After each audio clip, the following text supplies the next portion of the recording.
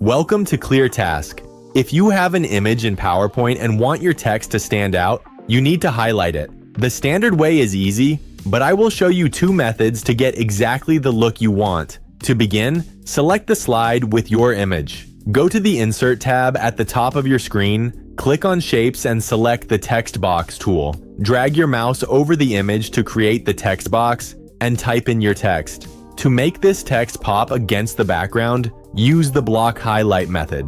Click on the edge of your text box to select the entire container. Navigate to the Shape Format tab at the top. Click on Shape Fill and choose a bright color like yellow or white.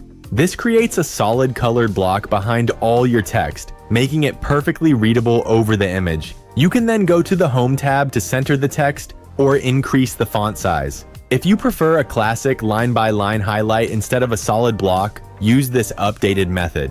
Highlight the specific words you typed inside the text box. Go to the Home tab, look for the font section, and click the text highlight color icon. It looks like a small marker with the letters A and B. Pick your color and it will highlight just the text itself, leaving the rest of the text box transparent. Both methods work perfectly to make your text visible over any busy background. Thanks for watching. Subscribe for more tutorials.